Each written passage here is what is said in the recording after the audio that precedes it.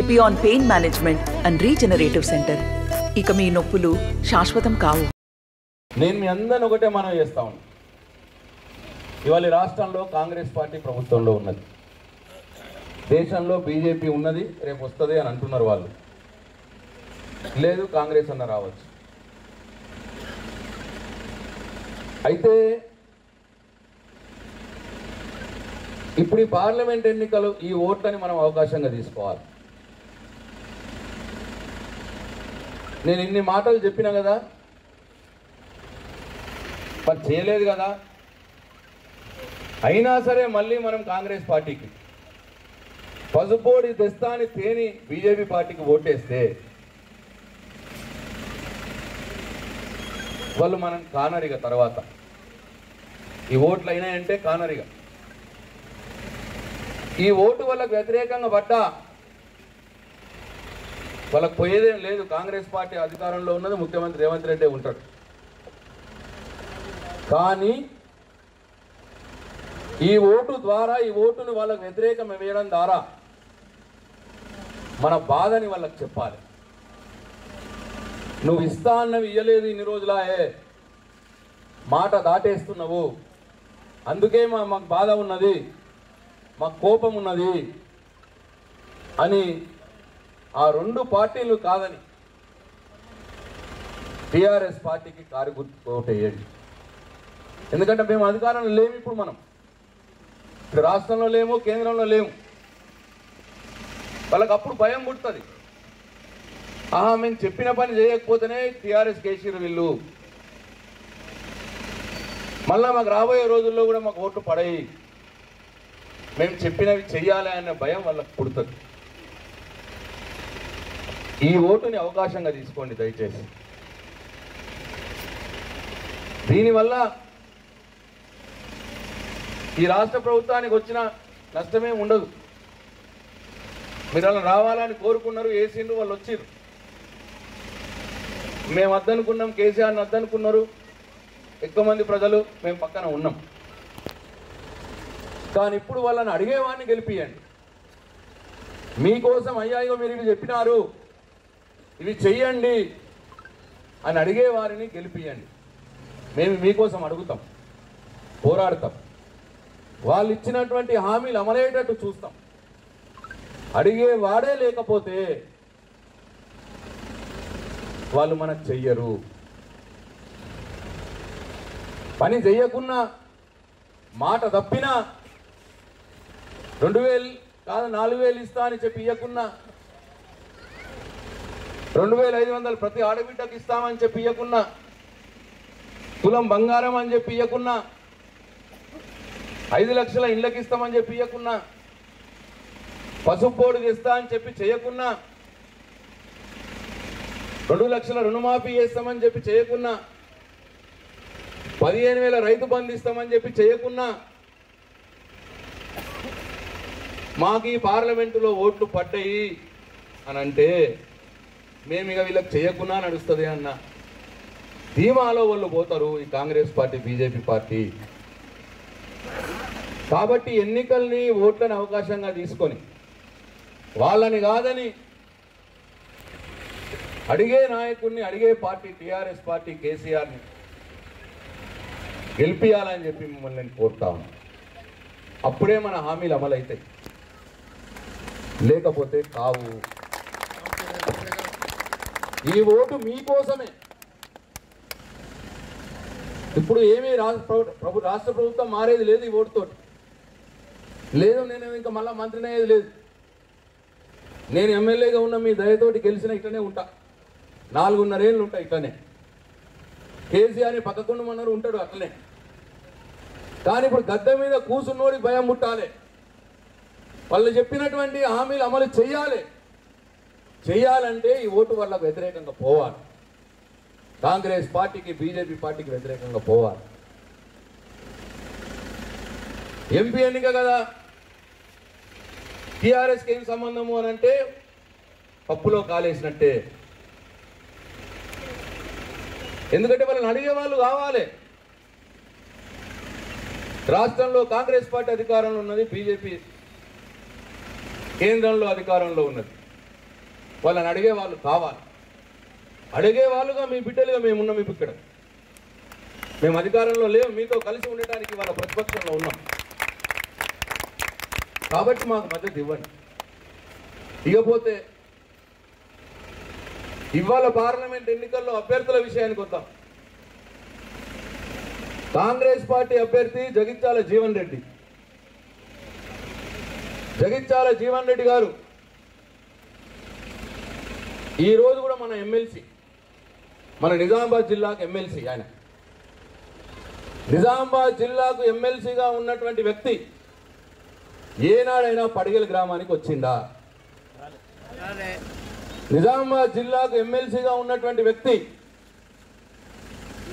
పడిగెల గ్రామానికి ₹1 అయినా తెచ్చిందా? పడిగెలకు అరవింద్ గారు ఎన్నిసార్లు వచ్చిర్రు? ఎన్నిసార్లు వచ్చిండు పడిగెలకు అరవింద్ గారు? ఓట్లాడేటప్పుడు వచ్చిండా? ఒక్కసారి కూడా రాలే. మరి పడిగెల గ్రామానికి ఎన్ని లక్షలు ఎన్ని కోట్లు తెచ్చిండు అరవింద్ గారు?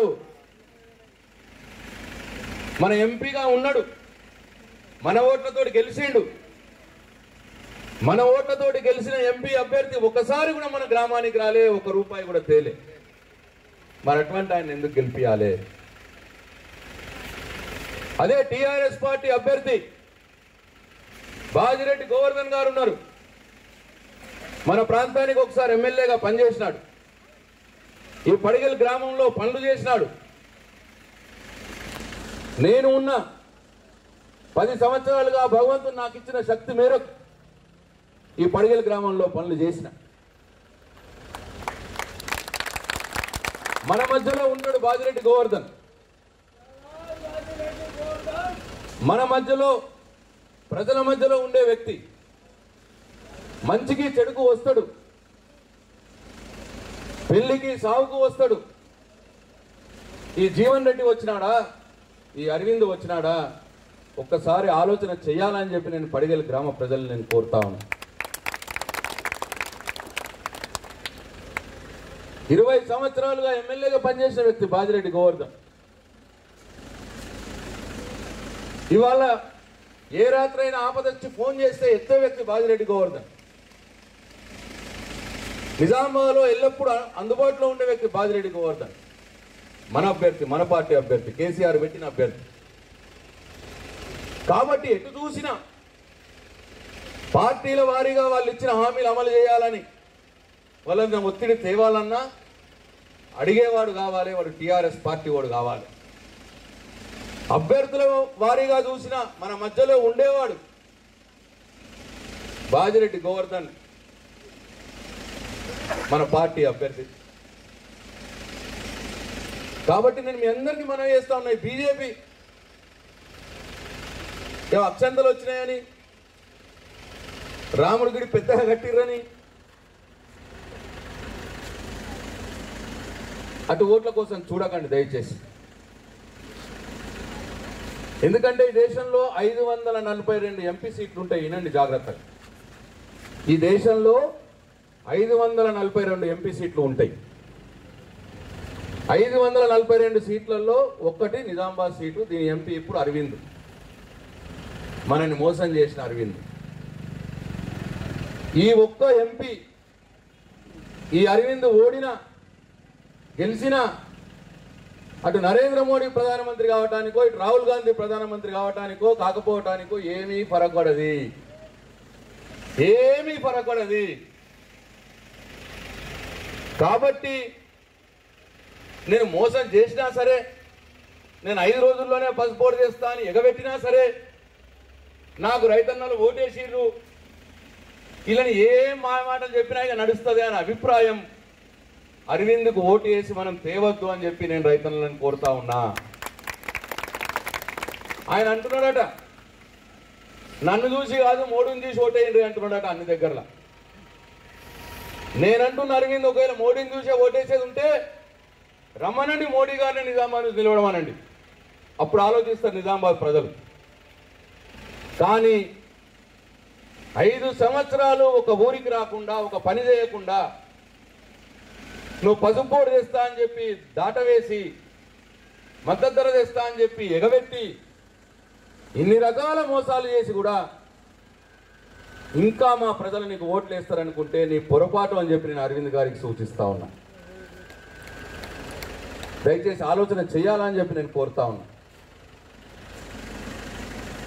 ఈరోజు 10 సంవత్సరాలు మీరు మాకు అవకాశం ఇచ్చినారు ప్రభుత్వం నడిపినాం, మాకు చేతనైనంత నడిపినాం.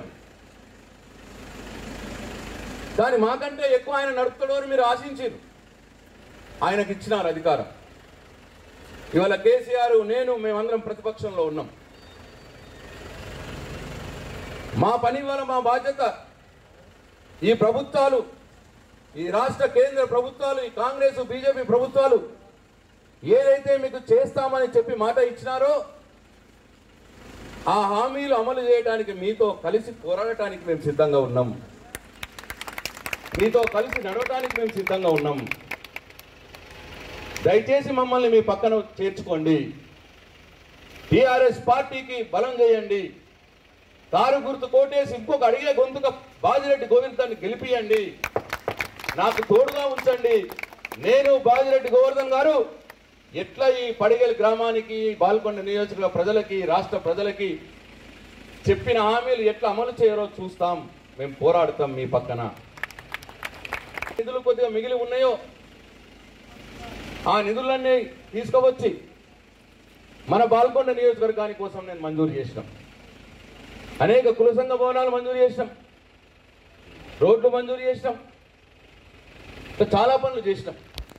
పడిగెల గ్రామానికి కూడా చేసినాం.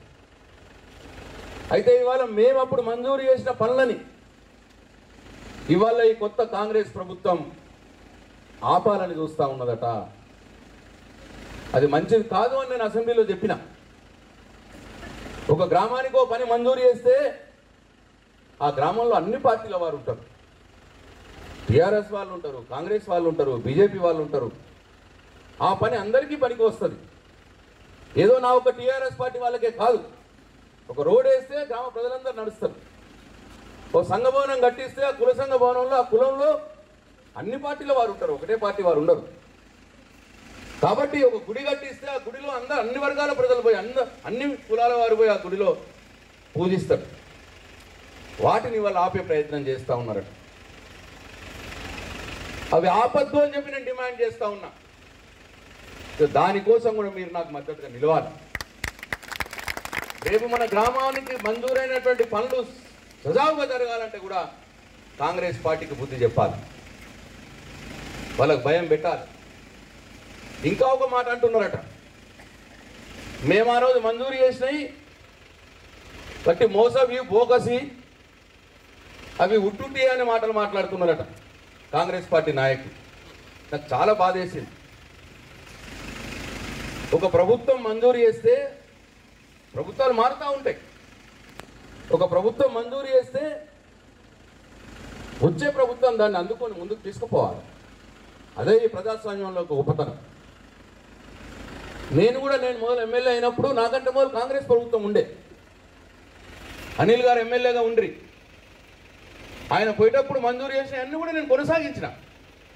ఎందుకంటే ప్రజల కోసం వచ్చినాయి కాబట్టి అవి నేను ఎప్పుడు కూడా నా వీటిని నేను ఆపలే. మోదీ గారి మాట మా మేనిఫెస్టోలో చోటు అంటే అది అయిపోయినట్టే. ఎలక్షన్లు అయిపోయిన ప్రభుత్వం ఫామ్ చేసిన మర్నాటి నుంచి 5 రోజుల్లో పసుపు కోడ్ ఏర్పడుతుంది.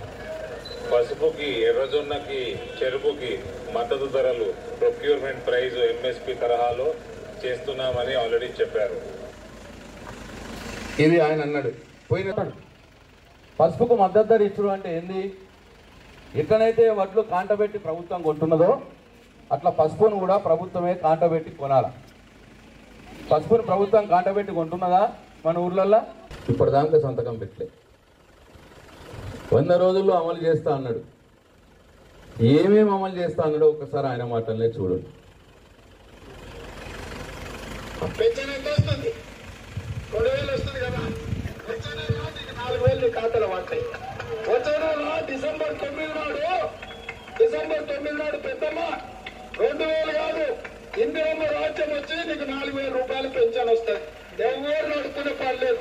ఇంతకుముందే సీన్ చెప్పి నీ మనోడు వచ్చి నీ కాళ్ళు ఎత్తుతాడు. 500 ఇవ్వాలి. నడిచి నీ కాళ్ళు వస్తే నీ మనోడు వచ్చి నీ కాళ్ళు ఎత్తుతాడు. ఎందుకంటే మన పెట్రోల్ బండి ఇంత పెట్రోల్ కావాలంటే 500 1000 నిన్ను అడుక్కోవాలి.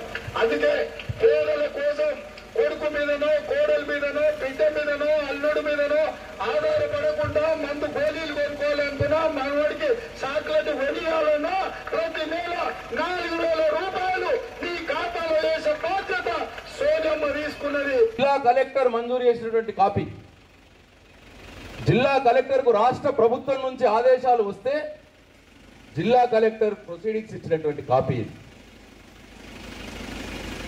నేను ఇవాళ ఇది బోకసు అన్న కాంగ్రెస్ పార్టీ నాయకులకు ఒకటే నేను సలహా ఇస్తా ఉన్నా. మీ వీడీసీ మనుషులు వండి, మీ వీడీసీ మనుషులు బోకస్ అనుకున్న వాళ్ళు ఆ ఇద్దరు కలిసి పొండి కలెక్టర్ దగ్గరికి. అయ్యా ఇగో ఈ కలెక్టర్ ప్రొసీడింగ్ కాపీ ఉన్నది, ఇది మీరు ఇవ్వలేదా అని అడగండి. ఒకవేళ కలెక్టర్ గారు నేను ఇవ్వలేదు అని అంటే, ఇది బోకస్ది అని అంటే, నేను నా ఎమ్మెల్యే పదవికి రాజీనామా చేస్తా, రాజకీయాల నుంచి దూరంగా ఉంటా. కాబట్టి అనవసరమైన అడ్డగోలు ప్రచారాలు చేయకండి దయచేసి. మీరు అధికారంలో ఉన్న పార్టీ, ఇంతకుముందు ప్రభుత్వం మంజూరు చేసినటువంటి పనులు అన్నీ కూడా సాగనీయండి. ప్రజల కోసం చేసినటువంటి అవి. కాబట్టి ఆ వైపు దృష్టి పెట్టాలి కానీ నేను మంజూరు చేస్తే మీరు రద్దు చేసి మళ్ళా ఉల్టా నేను మంజూరు చేసినంత బోగస్ అని ఏదో అడ్డగోలు ప్రచారాలు చేస్తే నిజం నిప్పు లాంటిది. ఇది గవర్నమెంట్ ఆర్డర్ ఇది. అందుకే ఈ పని చేయడం కంటే ఈ గ్రామంలో ఉన్న కాంగ్రెస్ పార్టీ నాయకులు మీ కాంగ్రెస్ పార్టీ పెద్దల్ని, ప్రభుత్వ పెద్దల్ని కలవండి. అయ్యా మా గ్రామానికి పోయిన ప్రభుత్వం ఇది మంజూరు చేసింది, ఇక మంజూరు పత్రాలు ఇవి, దీన్ని క్యాన్సిల్ చేయకుండా ముందుకు తీసుకుపోండి అనండి. నేను కూడా మిమ్మల్ని అభినందిస్తా, కాంగ్రెస్ పార్టీ నాయకులను అభినందిస్తా. అంతే తప్ప నేను ఇచ్చిన కుల సంఘ భవనాలు, నేను ఇచ్చిన రోడ్లు, నేను ఇచ్చినటువంటి గుడులు ఇవన్నీ ఆపి చేస్తే నష్టపోయేది ప్రజలు. ప్రజల్ని నష్టం చేసిన వాళ్ళు అవుతారు, మీరే ప్రజలకు దూరం అవుతారు. కాబట్టి వద్దు అని చెప్పి నేను కోరుతా ఉన్నాను. ఇట్లా ఏది ఏమైనా మన గ్రామానికి వచ్చినటువంటి అభివృద్ధి పనులు, మన కుల సంఘ భవనాలు, మన గుడులు మంజూరైనటువంటి ముందుకు సాగాలంటే కాంగ్రెస్ పార్టీ రేవంత్ రెడ్డి ప్రజలకు ఇచ్చిన హామీలు నెరవేరాలంటే, ఎంపీ అరవింద్, ప్రధానమంత్రి మోడీ రైతులకు ఇచ్చిన హామీలు ముందుకు పోవాలంటే వాళ్ళని అడిగే వాళ్ళని గెలిపియండి, వాళ్ళని ప్రశ్నించే వాళ్ళని గెలిపియండి, మమ్మల్ని గెలిపియండి. ఈ ఎన్నికల్లో బాజిరెడ్డి గోవర్ధన్ గారిని గెలిపియండి. నేను బాజిరెడ్డి గోవర్ధన్ గారు కలిపి ఈ ప్రాంతంలో మనకు రాబోయే హామీలను అమలు చేసే విధంగా ఈ ప్రభుత్వం మీద ఒత్తిడి తెస్తాం, అమలు చేపిస్తాము అని చెప్పి మీ అందరికీ నేను మనవి చేసుకుంటూ, మరొకసారి పడిగెల్ గ్రామంలో నాకు మొన్నటి ఎన్నికల్లో మంచి మెజార్టీ ఇచ్చినందుకు మీ అందరు కూడా నా పాదాభివందనాలు తెలియజేసుకుంటూ, నేను చెప్పిన ప్రతి విషయాన్ని దయచేసి ఆలోచించండి. నేను ఏది కూడా అబద్ధం చెప్పలే, మొన్న ఎన్నికల్లో కూడా నేను అబద్ధం చెప్పలే. నేను అబద్ధం ఆడను, నేను జనరల్గా నాకు రాదు. నే ఎన్నిక మాత్రం మీకోసమే, ఇది నా కోసం కాదు. నా ఎన్నిక మళ్ళీ 4.5 ఏళ్ళకు వస్తుంది. ఈ ఓట్లు మన కోసం, మనం దీన్ని అవకాశంగా తీసుకొని మన బాధని కాంగ్రెస్ పార్టీకి, బీజేపీ పార్టీకి తెలియజెప్పాలంటే వాళ్ళిద్దరికి వ్యతిరేకంగా ఓటేసి, వాళ్ళిద్దరి కాకుండా కారు గుర్తుకు టీఆర్ఎస్ పార్టీకి మీకోసం కొట్లాడబోయే నాకు బాజిరెడ్డి గోవర్ధన్ని గెలిపియాలని చెప్పి మీ అందరిని నేను మనస్ఫూర్తిగా కోరుకుంటూ సెలవు తీసుకుంటున్నా. జై తెలంగాణ, కారు గుర్తుకే జై తెలంగాణ. మరిన్ని వీడియోస్ కోసం ఛానల్ ని సబ్స్క్రైబ్ చేయండి, లేటెస్ట్ అప్డేట్స్ కోసం వాట్సాప్ ఛానల్ ని ఫాలో చేయండి, అండ్ లింక్ డిస్క్రిప్షన్ లో ఉంది.